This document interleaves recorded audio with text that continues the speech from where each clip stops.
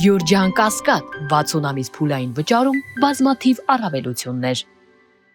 Շնորհակալ եմ բոլորիդ մեր ակցիան լուսաբանելու համար, ինչպես տեղյակ եք երևի գործընկերներս էլ նշեցին, Նարեկ Սամսոնյանն ու Վազգեն Սաղաթելյանը արդեն 23 օր գտնվում են անազատության մեջ, եւ մենք անտիֆեյքի թիմով փորձում ենք ամեն ինչ անել, որպեսզի միջազգային կառույցները, դեսպանատները պատշաճ իրազեկված լինեն Հայաստանի Հանրապետությունում տեղի ունեցող ապօրինությունների մասին։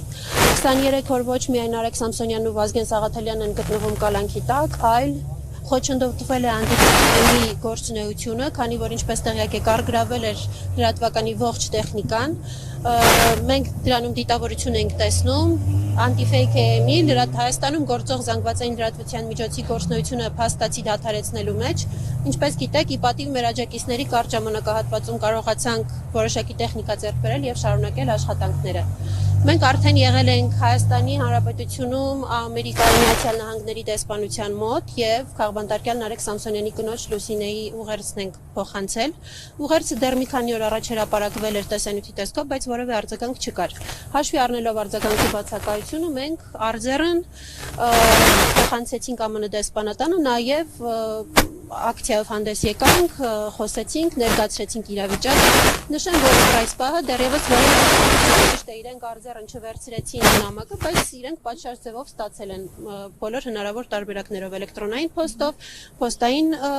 համակարգով ուղարկելու միջոցով։ Այսօր արդեն ԵՄ դեսպանության մոտ ենք, որպեսզի Մարագոսին եւս ներկայացնենք Հայաստանում տեղի ունեցող ապօրինությունների մասին։ Կրկին քաղբանտարկյալ Սամսոնյանի կինը մի քանի օր առաջ ուղերձով դիմել է Վասիլիս Մարագոսին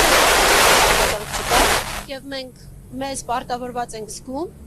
արձեռն հանձնել նամակը եւ ինչպես նաեւ սկավառակը, որի վրա տեղադրված է տեսանյութը, որպեսզի դեսպանը անձամբ ծանոթանա, թե ինչ է առնվազն արդեն 23 օր կատարվում Հայաստանի Հանրապետությունում, որի առնչությամբ որևէ միջազգային արձագանք չկա։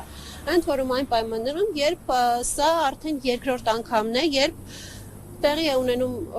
մեդիա գործիչների կալանավորում նույն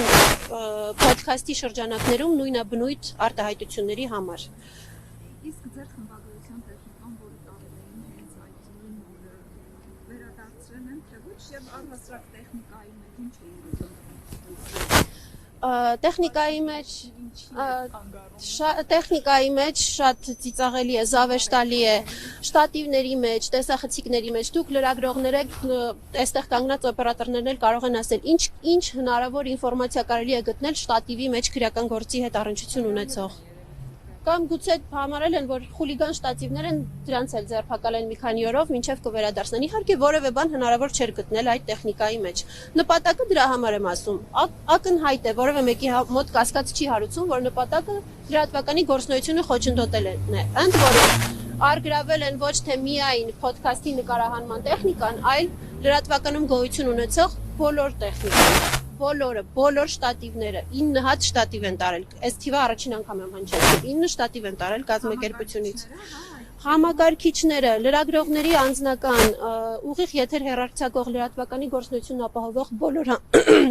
բոլոր համակարգիչները, բոլոր տեսախցիկները, բոլոր առանց բացառության, բոլոր միկրոֆոնները, այդ թվում եւ չաշխատող արխիվացված են, որ ուղարկել էինք արխիվ, որ հնարավորություն ունենանք սարքենք, օգտագործենք։ Իրենց զգուշացվել է, որ դրանք փչացած են, բայց դրանք եւս տարել են։ Կազմակերպության լրատվականի անվտանգությունն ապահովող տեսախցիկների DVR-ը, զրկելով մեզ մեր անվտանգությանը հետևելու հնարավորությունից։ Տարբեր տեսակի կրիչները մի կողմից գուցե հավանական է, որ որևէ կրիչ կարող էին բացել եւ որևէ հայհոյանք գտնեին այդ կրիչի մեջ, որպես խուլիգանության փչացնող իհարկե հանցակազմը հիմնավորող, բայց որևէ շտատիվի, որևէ տեսախցիկի, որևէ միկրոֆոնի մեջ որևէ այլ ինֆորմացիա չէր կարող հայտնաբերվել։ Տարել են լրագրողների անձնական նոթատետրեր, ինչ կարելի էր գտնել լրագրողի անձնական նոթատետրի մեջ։ Գրիչների հետ, շտատիվների հետ։ Երեք քննչական կոմիտեն մեզ վերադարձրել է տեխնիկայի մի մասը, հիմա շատ բան չեմ ուզում ասել, մենք այսօր խմբագրությամբ հանդես կգանք համապատասխան հայտարարությամբ, Միայն ասեմ, որ թող չակնկալեն, որ շնորհակալ ենք լինելու, որ ապօրինի մեր կազմակերպությունից, մեր լրատվականից վերցված գույքի մի մասը, փոքր մասը վերադարձվել է, մենք շնորհակալ չենք լինելու, շնորհակալ չենք, որ 23 օր մեր գործունեությունը խոչընդոտվել է, շնորհակալ չենք, որ այսօրվա դրությամբ դեռևս մեր կազմակերպության, մեր լրատվականի երկու կարևոր մեդիա դեմքերը գտնվում են անազատության մեջ, որևէ դեպքում շնորհակալ լինել չենք կարող եւ շնորհակալ լինել չենք կարող անգամ այն դեպքում, երբ այս քրեական գործը հանցակազմի բացակայության հիմքով կարճվի, որովհետև ի սկզբանե այս ապօրինությունը ուղղակի չպետք է տեղի ունենար։ Եվ հաշվի առնելով այս ամեն ինչը, մենք մեր խնդիրն է պարզապես բոլոր դեսպանատներին, բոլոր միջազգային կառույցներին պատշաճ իրազեկել, հասցնել Հայաստանում տեղի ունեցող խայտառակ ապօրինությունների մասին բոլոր մանրամասներն ու հանգամանքները, որ վաղը մյուս օրը պարզապես չասեն, որ իրենք իրազեկված չեն եղել։ Մեր խնդիրը այսօր այստեղ գտնվելու դա է։ Ինչ որ հույսեր իհարկե ունենք, որ դեռ կարող են արձագանքել հաշվի առնելով նախորդ անգամ հարուցված քրեական գործից հետո ստացված արձագանքները։ Amnesty International-ներ արձագանքել, Human Rights Watch-ներ արձագանքել, եւ էլի մի քանի կազմակերպություններ, իրավապաշտպան լրագրողական կազմակերպություններ, որոնք արձանագրել էին, որ Նարեկի եւ Ազգենի ձերբակալությունն ու կալանավորումը եղել են ապօրինի եւ իրենք քաղբանտարկյալներ են։ Արձագանքել էր նաեւ Եվրոպական լրագրողների ֆեդերացիան։ Հստակ դիտարկել էր բոլոր հանգամանքները եւ եկել էին այն եզրակացության, որ տեղի ունեցածը անհամաչափ է, ապօրինի է եւ նման բան տեղի չպետք է ունենար։ Այս պահի դրությամբ դեռևս որևէ արձագանք չկա, ընդ որում ուզում եմ նաեւ ձեզ հիշեցնել, որ գործով երկուսն էլ արդարացվել էին, գոյություն ուներ ընդհանուր իրավասության դատարանի արդարացման վերդիկտ, որը հիմա գտնվում է վերաքննության փուլում։ Այսքանը թերևս